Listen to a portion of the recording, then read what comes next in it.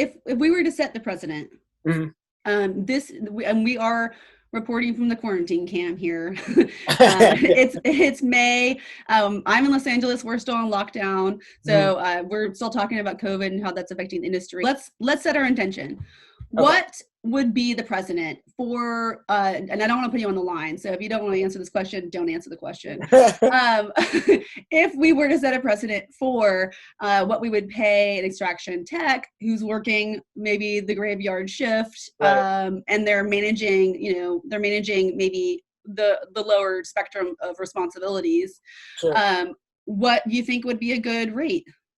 I mean, just from what I've seen, honestly, you get what you pay for, and at the night shift, you're gonna want somebody that you can feel like you don't need to be up every hour calling them type of thing. I would say 25 to 30 bucks an hour isn't crazy.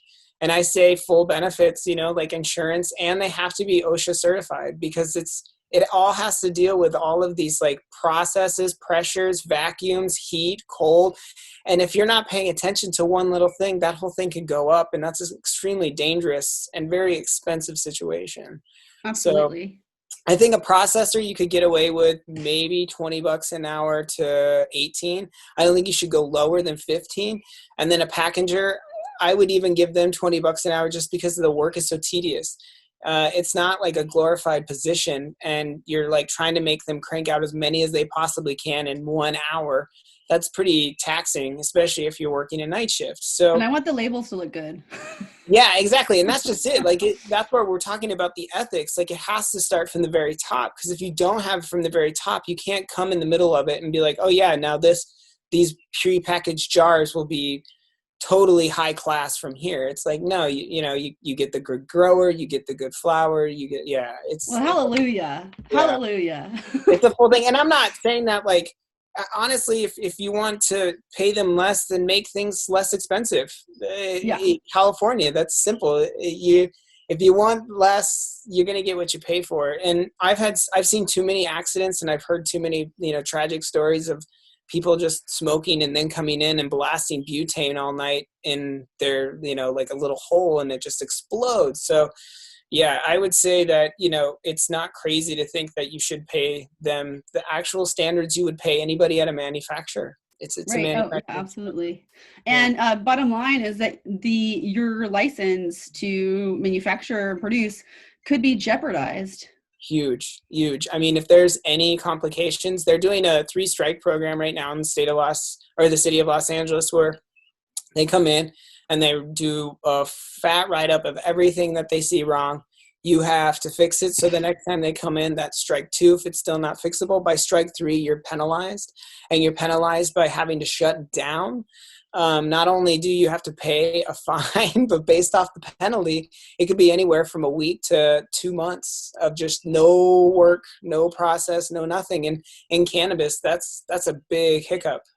So yeah, after 3 strikes on those strikes, then they just pull your license and you're not able to qualify for another license again. Like not even a liquor license. If you decided like, cannabis wasn't it, but I want to open a bar, you won't be able to. Wow. Yeah. Those are heavy ramifications. Thanks for sharing. California, man, they just went all out. I mean, I think there's only Serious one business. there's only one state that's worse, and I think it's New York. But New York's trying to get better at it because they've had a lot of people like, filing lawsuits and against the state. And so it's been kind of interesting to kind of watch. Well, also Washington, because they're not issuing any more licenses right now. I mean, it's been a couple of years, and Yeah. there's like there's And you're out, you're out. It's and the thing is too, when they issued the license, I think they only issued like 70 at max. The whole state of Washington, there's only 70 applications or something. That is so small. That is a small amount, which means, I mean, it's good because it means that the people that really want it have to really get it. And the people that don't really want it will just open a bar or something. Well, they report their earnings publicly, and so you can go to the website and see. But I think that they're still, like, just from my insider information, some of the top companies I think are still struggling. I mean, I think it depends on what you're doing, but Yeah. our brands, maybe not the retailers. They're popping. Yeah. Well, the retailers got it nice because they don't even have to do a distribution cut. Like they pay the excise, and after that they're done with it. They get to wash their hands of it. So that's kind of interesting. I think we're running out of time. Okay. So let's segue into part 3. Okay. Shay, would you share with us your insights for the future of the industry or for extraction specifically? Or if you'd like to talk maybe about how COVID is affecting the industry, or if you have your own topic that you'd like to share for the future insights. The future insight, I guess, would be, cannabis is something that's always going to be booming. Even if it's legal or not legal, it's always been around. So it's something kind of like the stock market. It's not crazy to get into at any time. I think the change of the history of cannabis will be changing dramatically because of COVID. Because of COVID, we've realized that you don't really need a storefront. Delivery services are just sustainable.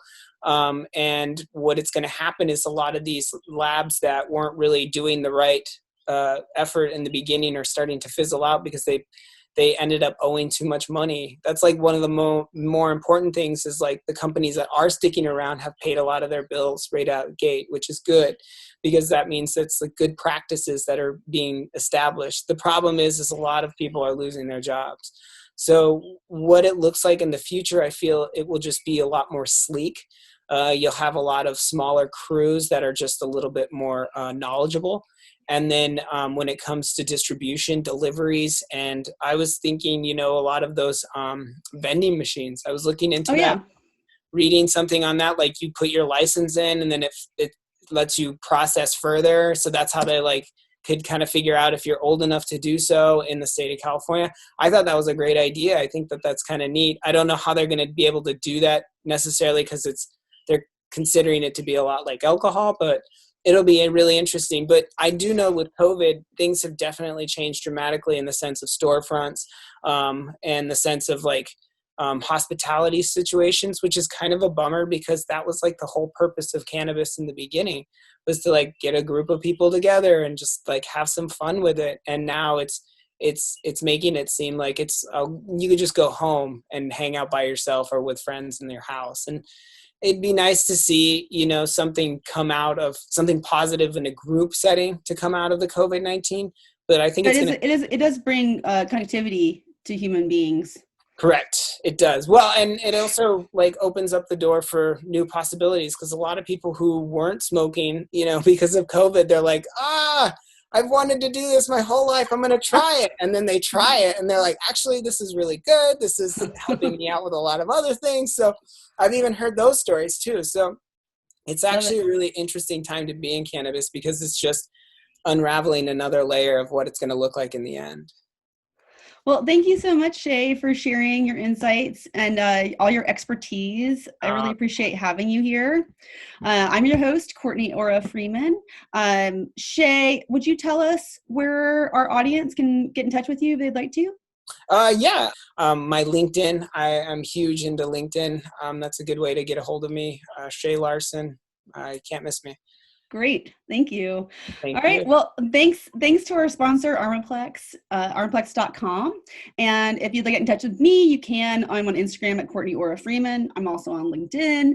And you can find us on Instagram, Conscious Cannabis, as well as Facebook. And we look forward to seeing you on the next episode of Conscious Cannabis.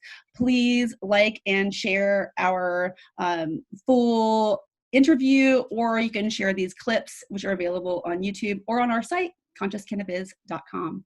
Thank you.